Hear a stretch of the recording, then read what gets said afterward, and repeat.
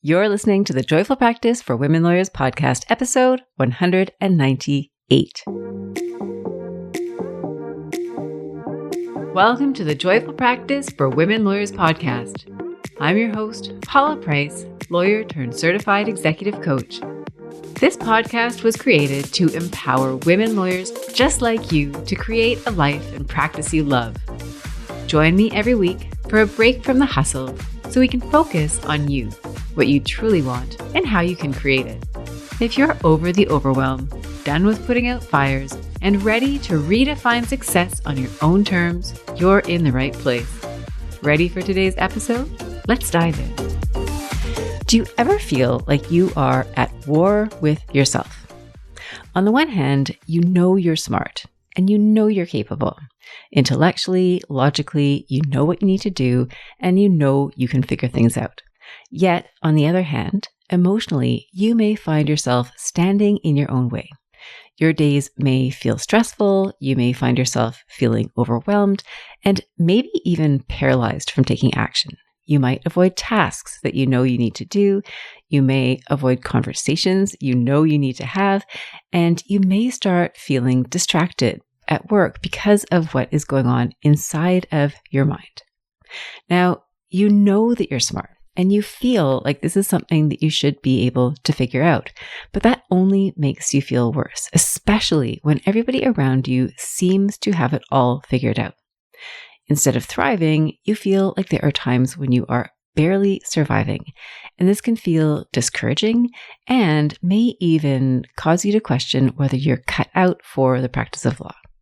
Now, if you can relate to any of these feelings, then you are absolutely not alone. And this episode is designed to help you.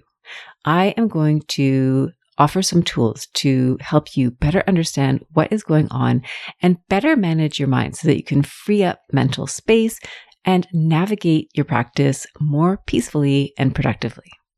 Now, before we dive into the episode, I just wanted to take a step back and let you know that if you experience these challenges with the emotional components of your job, it's not your fault. You are not alone. And much of it is a result of the way that we are trained as lawyers. If you think about what your experience has been like, there's been so much emphasis on the facts, on the law, on logical reasoning, right? As a student, you're tested on your ability to learn the law and apply it to fact patterns, right? There's a lot of reading and writing and logical thinking involved. As a practitioner, you then learn how to apply the law to real life scenarios, right? And so now we've got real life implications. There are people whose lives are affected. There is real dollar values at stake, and you're dealing with real issues, real families. There may be great social implications from the work that you do. And there are pressures, right? There are the pressures of actual practice. So pressures to get things right. You might be operating in an environment with tight deadlines. There are clients who want certainty from you when you are squarely in a gray zone. You might have team members who expect you to perform at a certain level or who you expect to perform at a certain level, and expectations and reality do not always line up. You might find that within your workplace, there might be political tensions, there might be office tensions around things like compensation or status, who has which files or who's working with which clients. There may be a real hierarchical relationship. There might be awkward relationships within the firm or the organization that you work in. You might be feeling pressure to build a book of business. Then there's the whole development of your professional reputation, right? Developing your reputation in the first place, holding on to and preserving that reputation once you've established it.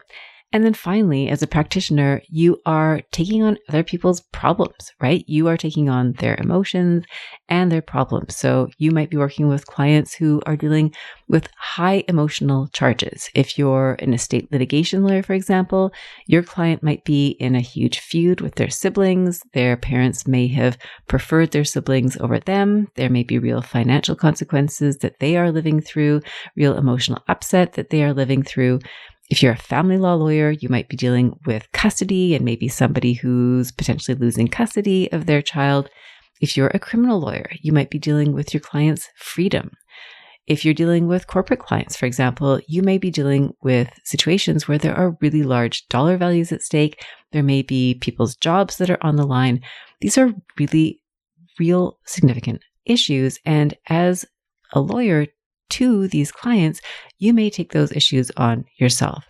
So at the core of your work, what you're doing is you are being asked to think, right? Mm-hmm. You are using your brain to think and solve people's problems, thinking about the law, thinking about creative solutions. You're communicating those solutions, you name it, you're doing it. And your brain is a key player in all of this. Yet at the same time, you are a human being with a human body and human emotions.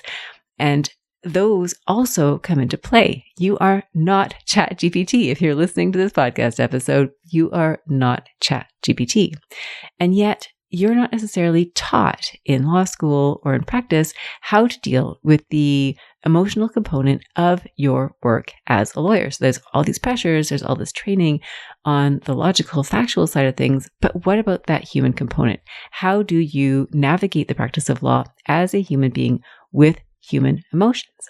And we know because of studies that have been released year after year that speak to the issue of lawyer mental health, that anxiety and stress and depression and substance abuse are all very real problems for a large number of lawyers. And so this is not something that is unique to any single lawyer. These are challenges that are common within the profession. So in today's podcast episode, what I would love to do is give you some tools to better understand what's going on, to help you retrain your brain so that you can better manage your thoughts and emotions, and you can free yourself from distracting thoughts to do your best work. What we're going to do is we're going to zero in on 3 common thought errors or thinking patterns that cause stress and distraction for lawyers. I'm going to offer you discrete strategies to address them. And as we go through the episode, I would encourage you to think about how each of these examples applies to you. I would invite you to think about the strategies that I will offer you. And in addition to that, think about strategies that you have come up with yourself, that you have applied, that are helpful for you. This way, next time you find yourself about to fall into one of these thinking traps, you'll have your tools ready to address them. So a couple more thoughts before we do that is I would invite you to think about today's podcast episode as really an exercise in enhanced mindfulness. What we are going to be doing is thinking about your thinking. If you think about what mindfulness is, how it is typically described, it is the idea of thinking about your thoughts, right? It's looking at your thoughts and considering them without judgment. And that's very much what we're doing today. We're going to do a deep dive into how you are thinking, and we're going to explore those thoughts with curiosity and come up with some ideas to help you feel better. And the other thing that I wanted to mention here is that we are looking at this through the lens of helping you take action, right? Helping you navigate the way that you think in order to move forward with greater confidence and clarity, fewer distractions.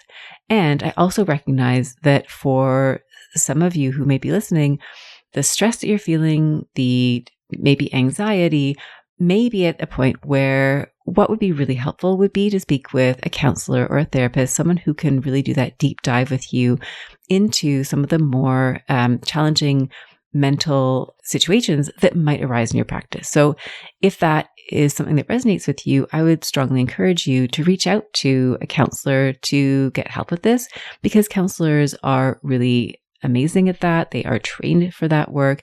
If you find yourself falling into depression or substance abuse or something that feels like you really need the support of a trained professional, I would highly encourage you to do this. For the purpose of today, we're really focused on that forward action and how we can use greater awareness of how you're thinking to support you in your work as a lawyer. So with that, we're going to dive in and start with a high-level introduction to this concept of unhelpful thinking patterns. Now, unhelpful thinking patterns are thought patterns that are recognized by a number of practitioners as sort of these classic case scenarios where people's thoughts kind of run away with them. And you might hear about them described under a number of different labels. So some of the labels that I've seen: cognitive distortions, problematic thoughts, automatic negative thoughts or ants, unhelpful thinking styles, twisted thinking. Those are all ways that I have heard these different categories of thoughts described. And if you were to plug any of those into a search bar on Google, for example, you will see that a list will be generated of unhelpful thinking styles. So some of the common unhelpful thinking styles include all or nothing thinking. So I've talked about that on the podcast before. It is very common among perfectionists. So if you have this idea that it's very black or white, it has to be this way or it's wrong, it can't be 90%, it has to be 100%, you might be in that black and white or all or nothing thinking trap. Should statements are another category of unhelpful thought patterns. So I once heard that should equals could plus shame, and I think that's a really great way to describe that word. I try to avoid it as much as possible. Anytime you tell yourself that you should be doing something, or someone else should be doing something, or the world should be different, chances are it's triggering some stress for you because of the way that you're thinking about it. So that's another common example. Other common categories: emotional reasoning, jumping to conclusions, and mental filtering. I'm going to dive into those in today's episode, so you'll hear about more in just a few minutes. Other categories: labeling, overgeneralization, discounting the positive, magnification, catastrophizing, etc. So one of the references that I turned to for today's podcast episode is a book. It's called The Feeling Good Handbook. It's written by Dr. David Burns. I find that to be a really neat resource because he does a great job of categorizing and summarizing these different unhelpful thinking styles. He calls them twisted thinking in the edition that I refer to. And so that might be a helpful resource for you, right? It's a way for you to further explore the way that you're thinking and come up with some really great strategies to help you manage your thoughts more proactively and generally to feel better. So as I mentioned, we are going to do a relatively deep dive into 3 of these different types of thinking. Number 1, emotional reasoning. Number 2, jump into conclusions. And number 3, mental filtering. So with that, let's dive into common thinking error number 1, emotional reasoning. So the idea here behind emotional reasoning is that you assume that because you feel a negative emotion, that it is a reflection of the way things really are. In other words, because you feel bad, you assume or draw the conclusion that something bad must have happened. Now, this way of thinking reminds me a little bit of the doctrine of res ipsa loquitur, which I'm almost certain I'm mispronouncing, which is Latin and means the thing speaks for itself. Chances are you've heard this expression before. It is the idea that negligence can be inferred by the nature of the accident. So here we are making the assumption that because you feel badly, something bad must have happened. Now, I'm going to use an example throughout these 3 different categories of thinking. And the example is this. It's a very common example for many lawyers, particularly the ones that I've worked with. A client, right? And the client can be an internal client, meaning somebody that you work with. It's a team member, maybe a boss that you report to, another lawyer that you work with on files. Or it could be an external client. So a client who is what you might consider a true client, somebody who you would represent in court or someone whose transaction you're completing. So a client emails you and you open the email and the email reads, "When will the draft response be ready?" So you might read that email and it creates immediately a feeling of stress and anxiety in your body. And you assume that the email, "When will the draft response be ready?" means that something bad has happened to make you feel that way. So what happens is you start to think about how long that project, that response has been waiting on your desk. Maybe it's been there for 2 weeks. Maybe you start to think about the number of times that you thought about starting that work, but then something else came up and so you turned to that instead. If this is an internal client, somebody who you see in your office regularly. Maybe you think about how they walked by you the other day and it looked like they were giving you the stink eye. And so maybe you've done something to upset that person and disrupt your relationship with that person. You might start to think about how underqualified you feel when you think about drafting the response. Maybe there are some really thorny issues that you need to untangle and you feel like you're just not ready to do that. Maybe it requires that you look at a discovery transcript from an examination that you conducted and you think, oh, I really botched that discovery. I really don't want to have to go back in time and look at what a crappy job I did. Maybe you feel overwhelmed by the amount of work that you think is involved in crafting that response. When you think about it, it just, it brings up that feeling of overwhelm and confusion. There's just so much to do. You might think about how you feel scared that if you send that draft over to the client, that they're going to read it and they're going to find a bunch of flaws in it and that they're then going to point those flaws out to you. You might also feel embarrassed, right? Just by the fact that that email arrived in your inbox, you might feel embarrassed that the client had to email you to ask about the status instead of you having already provided the work to them or an update on the file. So you can see what's happened here, right? You saw the email and felt badly. And so immediately you start finding reasons that support this idea that something has gone wrong. Now, as a result of that, you feel even more stressed. And you may then find that you're really finding it hard to focus because now you're distracted by all these thoughts that you're having. You're distracted by the catastrophe at hand, or at least the one that you have created in your head. And if you can relate to this example, you are absolutely not alone. I know I have certainly felt this way in the past when looking at an email, for example, and it's like there's that feeling of dread that comes upon you. And so you start looking for all the reasons why that feeling of dread might be there. I know for me, there have been times where certain clients that I've worked with at a given time have created that feeling in me just by looking at their name in my inbox. So if you ever felt like this, you are not alone.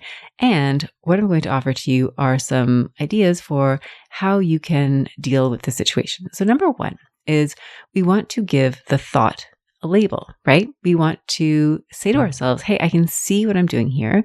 This is emotional reasoning. I feel badly. Therefore, I am assuming that something has gone wrong. And what I would invite you to do is to then check in on how you feel, right? Especially with emotional reasoning. If it's the way that you're feeling that is driving you to draw certain conclusions, what is going on, right? And it may be that you didn't sleep very well the night before. You may have a very poor diet at the moment. You've been working long hours, you've been eating fast food, and you just don't feel nutritionally well. It might be that you had a rough morning, right? Maybe you've got toddlers at home and it was really hard to get them out the door. Or maybe your nanny called in sick and you had to have someone else come in at the last minute and it was really awkward. You may have had a weird interaction at the coffee shop. Maybe you ran into an old friend or someone that you don't really see very often and there's a strained relationship there. It may be hormonal, right? I mean, if you are a woman who finds that at certain times of the month, your cycle does things to your brain, you would not be alone, right? And so there might be a number of reasons why you feel on edge, and that just understanding that physiologically there might be a reason why you feel that way apart from the email could be really helpful.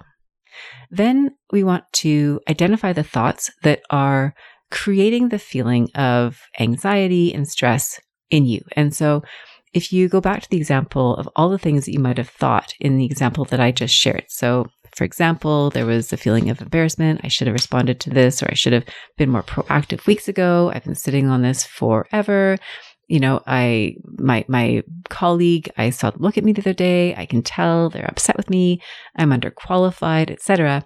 So there are all these different thoughts that you are having that are contributing to this feeling of stress and anxiety. So we want to pick one of those thoughts. You can start with one and then start to pick away at what might actually be happening. So first step is we want to identify the thought, right? If you're thinking to yourself, I should have responded 2 weeks ago, or I should have responded a week ago, of course you're going to be feeling stressed. If you're thinking I'm underqualified, of course you're going to be feeling stressed. So we want to get to the root of what these thoughts are, because once we identify what you're thinking, then we have more leverage. We can do a bit deeper dive.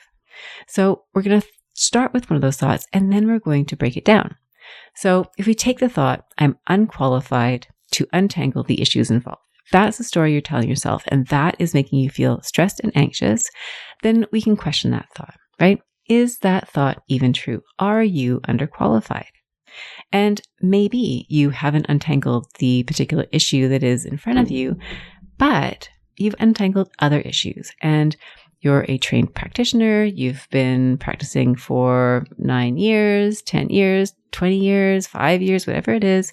You have the skills to figure it out and a team to support you. So already you can see how you can be loosening yourself from the attachment to the thought that you're unqualified to untangle the issues involved. Now, it can also help to think about what else might be possible here. So it may be that the client has a gap in their schedule. They have time to read a brief or a draft response. So it was convenient for them. So that's why they're sending you an email. They just want to know, is there something here that I could read? It may be that the client has emailed because the issue is resolved. They may no longer need the response that you were going to provide. It may be that they want you to down tools on the file. It could also be that the client has new information and they want to share it with you before you draft your response. And it may be that the client was under the impression that they would have heard from you by now, and they're just checking in. They do want to make sure that you're on top of the file. I mean, that is a possible reason why they are sending that email. So we just want to look at all the different reasons involved, right? What are the other possible scenarios? Because that will loosen, again, your attachment to this idea that it must be this certain way, that something bad has happened. Even if the client is following up because they want an update, you can provide that update, right? We don't need to make that into something more than it is. So that was the first category of thought, right? This is the idea of emotional reasoning. Because you feel a certain way, something bad must have happened. And I've offered you a few ways to look at that situation in a way that will loosen up your attachment to that thought, that will hopefully make you feel better. Now, the second category is jumping to conclusions. Now, this is one that comes up all the time in conversations that I have with my coaching clients. And the concept here is that you interpret negatively something that has happened, even though there aren't any facts to support your conclusion. Now, I love how Dr. Burns divides jumping to conclusions into two subcategories. He talks about mind reading, right? This is where you arbitrarily conclude that somebody is reacting negatively to you. This is something that I will see often with lawyers that I work with, where they are making assumptions about what other people are thinking. So we've got mind reading and fortune telling.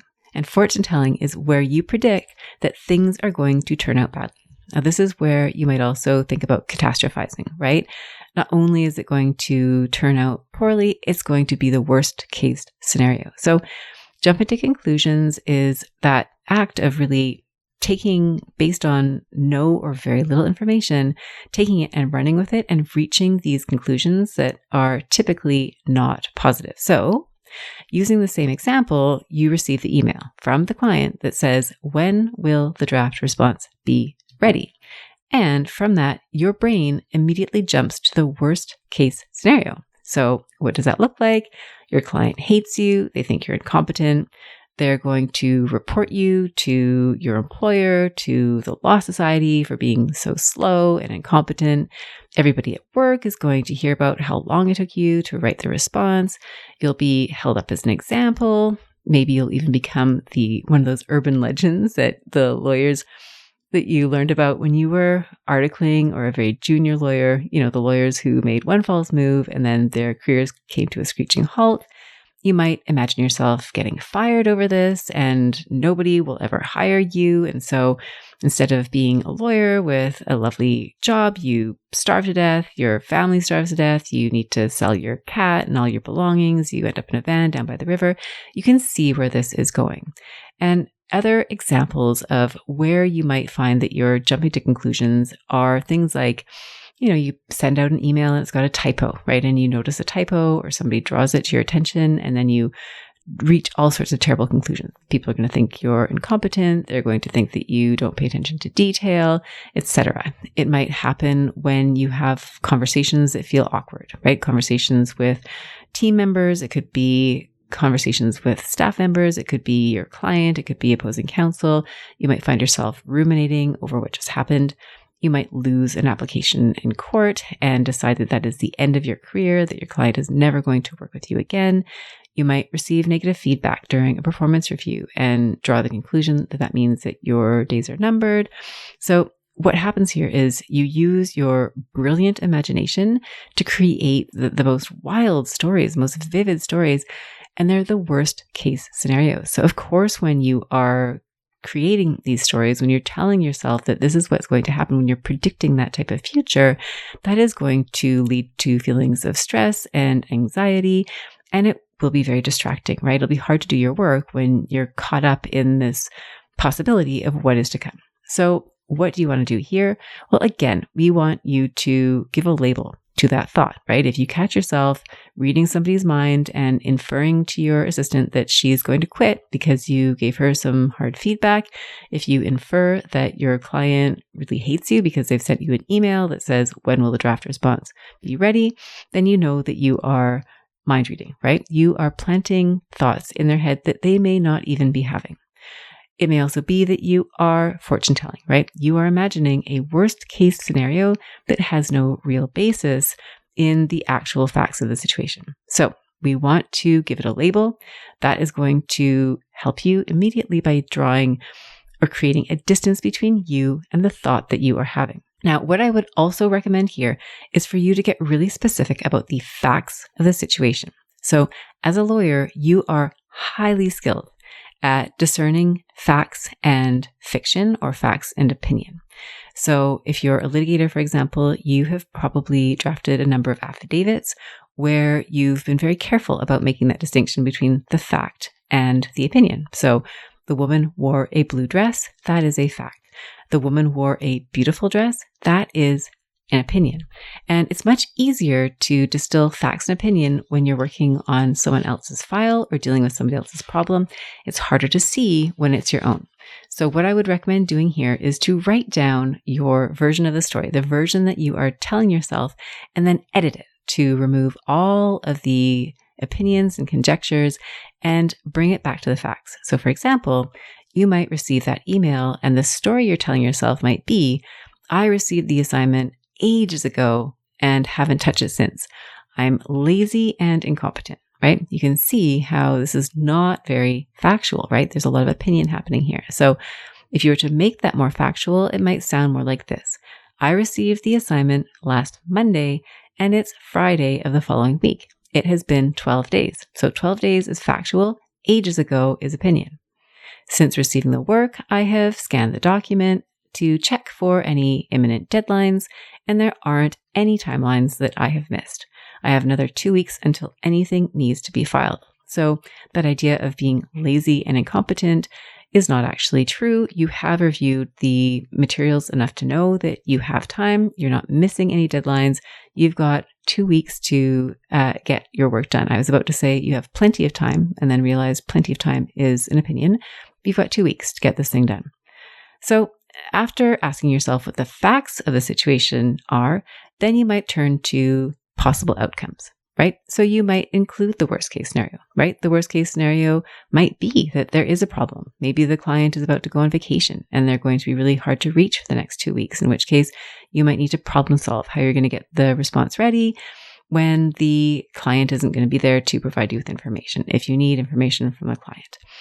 And you might also include the best case scenario, right? That there is no problem, right? You've got plenty of time to draft the response, or you have the time that you need to draft the response. You can use the email as an opportunity to speak to the client, to tell them the plan, and to request any information that you might need from them. So here you can see how instead of leaping to the conclusion that something terrible is happening or will happen, you've stepped back, you've labeled the thought, you've identified what's actually going on here, and you're looking at some of the possible outcomes and preparing yourself for those outcomes. Now, this particular example reminded me of a book that I've read, which is really great. It's Dale Carnegie's book, How to Stop Worrying and Start Living. it's a book that is full of kind of outdated and archaic examples. I actually really like them. I find them kind of endearing, and a number of different approaches that you can take to literally stop worrying and start living. So if this is something that you find that you worry a lot, that you spend a lot of time kind of wondering about worst case scenarios, I'd recommend that book. I most recently read it as an audiobook. I think it was available on YouTube. You could do that. And I also have the hard copy, and I sometimes like having the hard copy of a book. So anyhow, that is the second example then, is this idea of jumping to conclusions. And I've offered some ways to dismantle those thoughts if you do find yourself leaping to that worst case scenario. Now, the third thought trap or unhelpful thinking style, and the final one that we'll talk about in today's podcast episode, is mental filtering. And the concept here is when you pick a single negative thought or detail and you dwell on it exclusively so that your vision of reality becomes darkened. And in the Feeling Handbook, David Burns describes this as though a drop of ink, discolors a beacon of water, right? So if you think about examples in your practice, you might receive a ton of positive feedback, right? You might be in a performance review and you're getting lots of positive feedback about your timely response to clients, about the quality of your work, you're punching above your weight category, all those types of things. But then there's this negative piece of information and you fixate on that. So maybe you haven't been keeping up to date on your time records, and that's creating some problems in accounting. And so you really need to get onto your billing practices. And so you leave that review, and instead of focusing on the fact that you've received this positive feedback, all you can think about is how you're not submitting your billing information on time, that people are upset with you, that it's creating problems, and etc. Right? You can see how that focus would then lead you to feel more anxious, right? Another analogy that I really like in this category is imagining yourself in a dark closet, right? Imagine you're in a closet, you close the door behind you and it's black. You can see nothing, but you've got a flashlight, and the flashlight emits a single beam of light. And so you're really focusing one item at a time using that flashlight.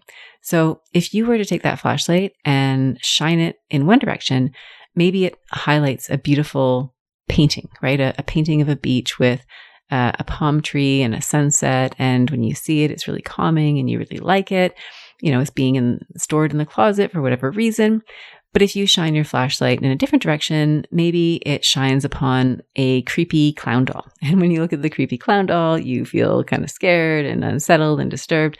And so if you're in that situation, you're going to feel very differently depending on where you focus your flashlight. And the same thing is true with your thoughts, right? If you spend your time focusing on the thoughts that are most negative, then you're going to have a very different experience of your practice, of your life, than if you were to shine it more on the positive aspects or even in a more balanced approach. And if you do this, you are not alone. And by this, I mean, if you focus on negative aspects of your practice of your life, you're not alone. This is inherent in the human makeup. We are by nature designed to have a negativity bias. It is what keeps us safe. It is part of our survival mechanism. If you're a lawyer, you have an even more finely tuned and highlighted negativity bias because of the nature of your work. You are issue spotting. You are looking for potential risks. And so you are trained and rewarded for catching those typos, for catching those potential problems. And so it is not a surprise that you may find that your negativity bias is heightened and that you apply this in other aspects of your life. So if this is you, you're not alone. There's nothing wrong with you. We just want to identify that this is what is happening so that you can have some tools to notice it and maybe do some things a little bit differently just so that you can feel better. So what you might do here then is, going back to that same example, let's say the email comes in. When will the draft response be ready?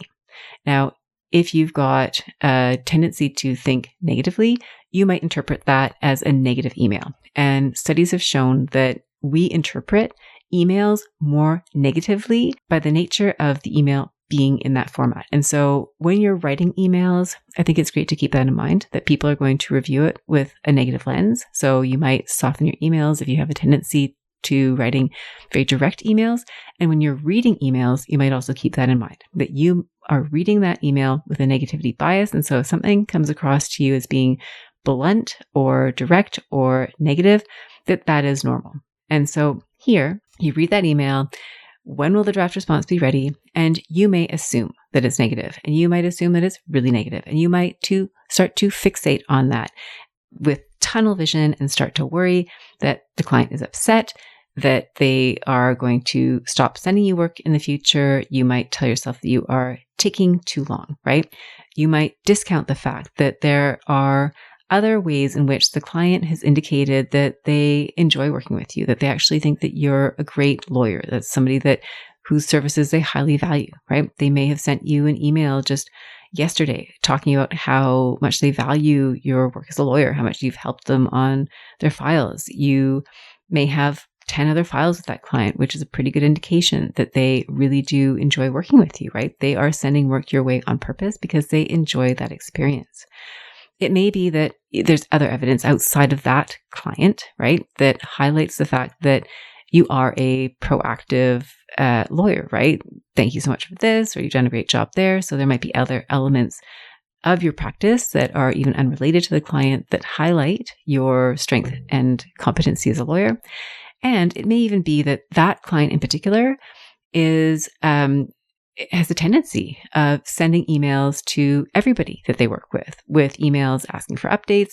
That is how that particular client manages their time, manages their practice, manages their workload. And so it has very little to do with you. And really, it's all about that client and how they manage their own workload. So these are all different possibilities. These are all different options that exist in addition to the one negative interpretation that you are giving to that email.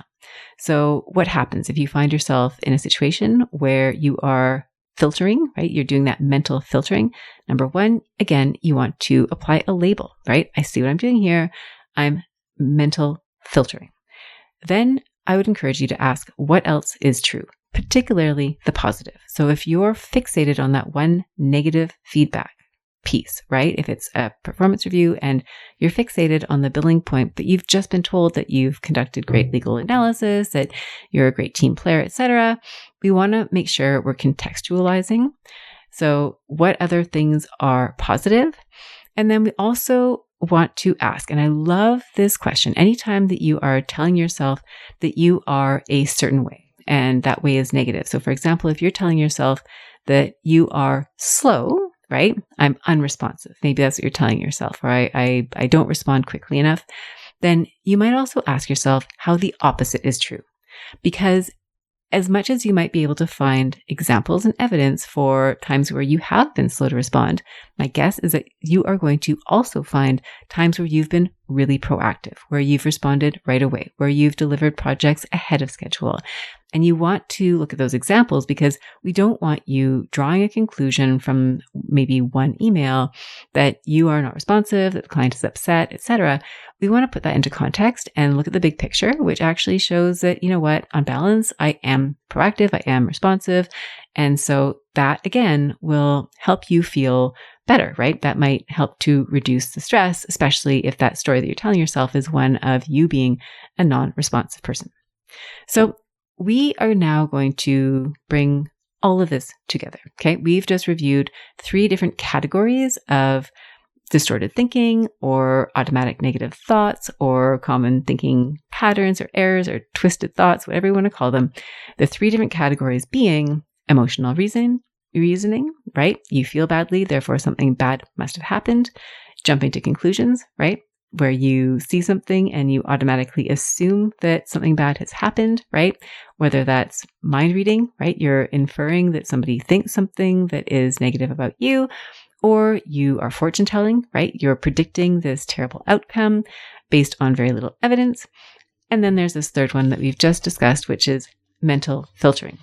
And in relation to these different thought errors, right? These different ways that your brain is going to process information, I've offered a number of different ways to poke holes at those thoughts, right? To loosen your attachment to them. Some of those suggestions are identifying the thought, giving it a label, right? Which category does it fall into?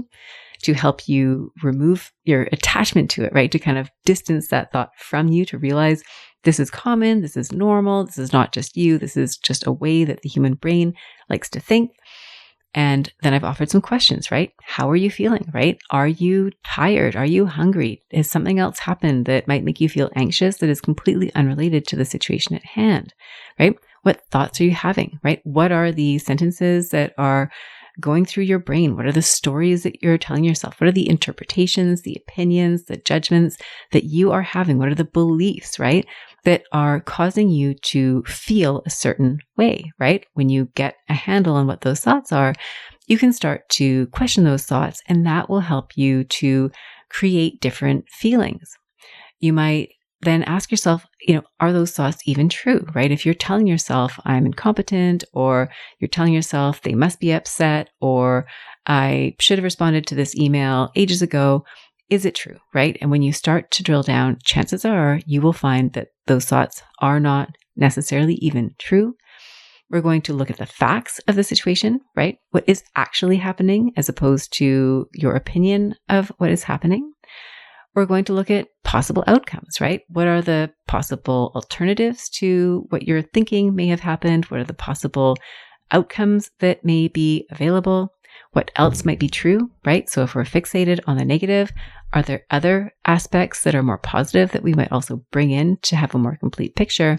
And then finally, how might the opposite be true, right? If you're telling yourself that you're a certain way, how might the opposite be true? So these are some questions that you can ask yourself. I've offered them in relation to each of the different categories, but these are not airtight containers. There's no one right way to do this. The idea here is simply we want to notice how you're thinking. We want to give your thinking pattern a label, and we want to explore those thoughts with curiosity and without judgment in a way that will help you to disconnect yourself from those thoughts and to feel better, right? And you may have heard me speak on the podcast before about this connection between the way that you think and the way that you feel and the way that you act. This is also discussed in the book by Dr. David Burns. And so when you think a certain way, that causes you to feel a certain way, right? If you think that you are incompetent, then you might feel anxious and nervous and stressed, and then you will act a certain way, right? Your actions will come from that feeling of stress. Whereas if you're able to alter that thought, right? If you're able to rebut it and say, no, actually, I am competent and I'm capable, and you then feel confident and grounded and ready to move forward, then you're going to act in a very different way. So that's what we're doing here, is we're really getting in at that thought level so that you can move from that feeling of being stressed or overwhelmed to that feeling of being more confident, right? So when you do that, you move into that place of feeling more grounded, and then you can respond instead of react. So we neutralize the thought, you reduce the feelings of stress, and that frees up your energy to focus on your response. And instead of acting from a place of anxiety or fear or overwhelm, you then act from a place of groundedness, peace, and you're more solution focused. So going back to the example of the email, if you were to react from a place of stress and anxiety and overwhelm, you might assume that you've done something wrong, and the message that you send might sound like you've done something wrong, right? You might start out your email with, I'm so sorry, some version of mea culpa. You might provide excuses for being so late, even though maybe you're not actually late. You might find that you're over-explaining the situation, over-explaining why it's taking you so long to respond to the email. And then you might even ruminate over the email as you're drafting it, and it might take you a really long time to send it out because you're so, overthinking what it is that's going on. So that could be one scenario.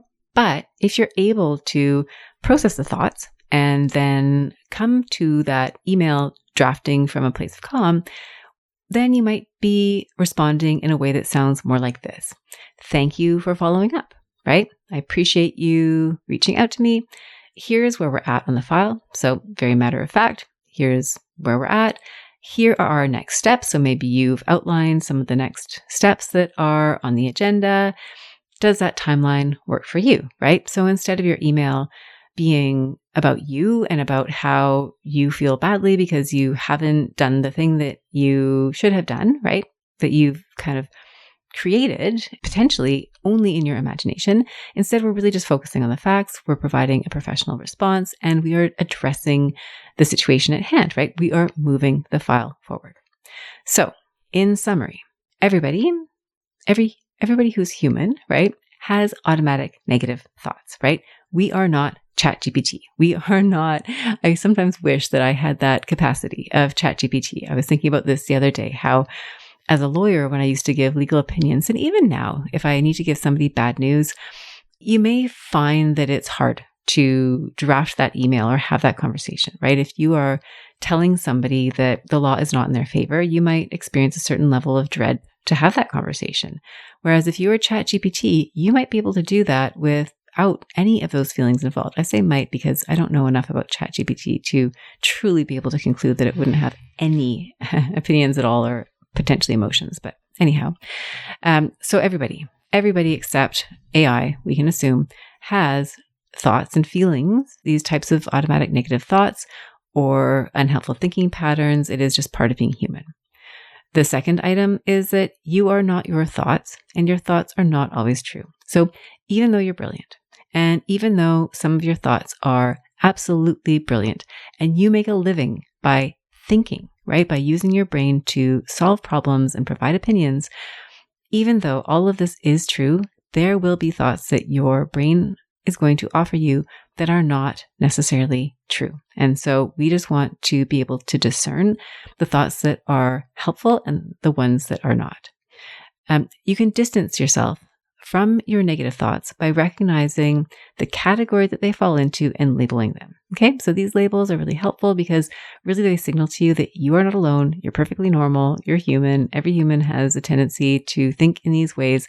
That is all that is happening, right? And I don't mean to say that you're not allowed to have negative thoughts or that negative thoughts are not helpful, right? Sometimes it is helpful to have a negative thought and to see how it fits into the big picture, and it can be motivating to spur you into action. So I'm not saying that negative things don't actually exist, but we just want to be mindful of the fact that sometimes you're going to have thoughts that are negative and they're not true.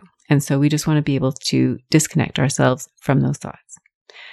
Next up, questioning your thoughts will help you see things differently and gain new perspectives. So really it's going back to that mindfulness, right? We're creating awareness around your thoughts.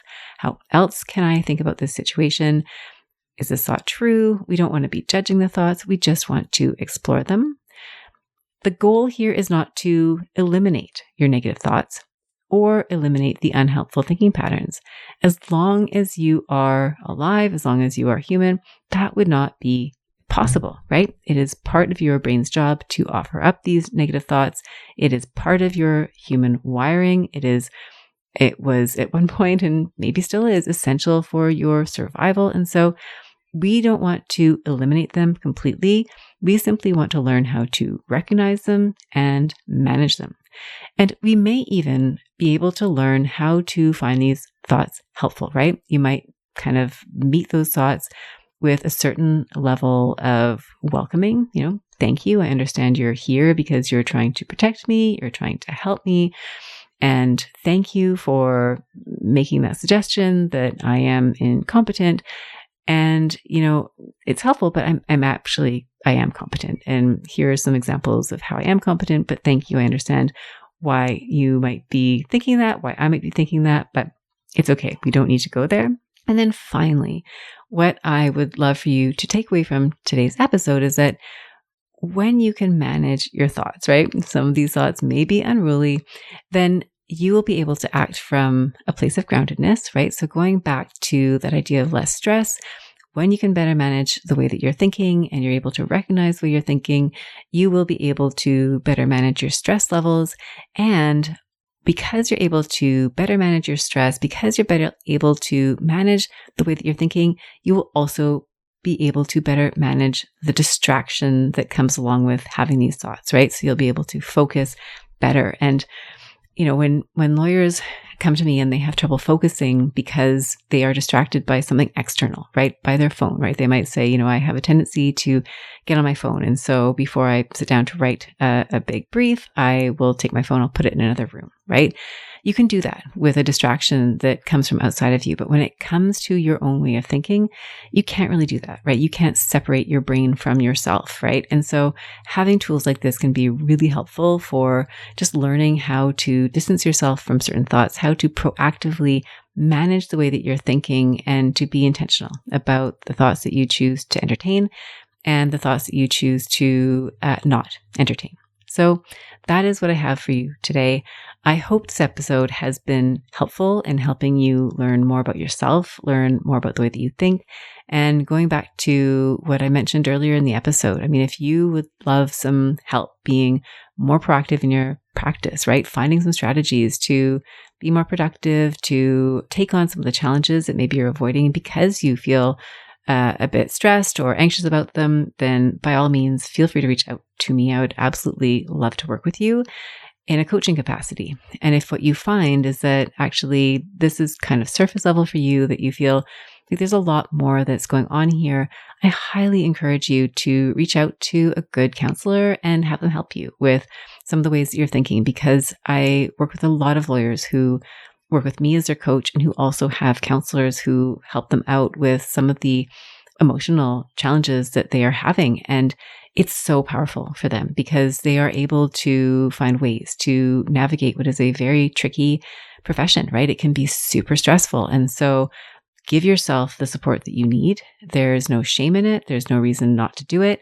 And the earlier you learn to give yourself those resources, the earlier you learn to support yourself, the more you'll be able to have the tools that you need. You will be able to practice more effectively. And for some lawyers, this will be the difference between deciding that they're going to carry on as lawyers, they're going to continue on in the profession, that they have the tools they need. And for some lawyers, it may be, you know what, this just isn't for me. So this really is an important skill, I think, to understand how you think, to manage how you think. And I know it's made a huge difference for me in my life, and I hope it makes a big difference for you as well. So again, feel free to reach out with any questions. Thank you so much for joining me here this week. It's been really amazing to connect with you, and I look forward to connecting with you again soon. Bye for now. If you enjoyed today's show and don't want to miss an episode, subscribe and follow the show wherever you listen to your podcasts. If you haven't already, please leave a rating and review. Your feedback will help me create a podcast that's tailored to your needs and goes straight to the heart of what matters to you. For instructions on how to subscribe, rate, and review the podcast, visit www.thejoyfulpractice.com/podcast launch. See you next time. Thank you for listening to this episode of the Joyful Practice for Women Lawyers podcast. If you want more information, visit www.thejoyfulpractice.com. See you next week.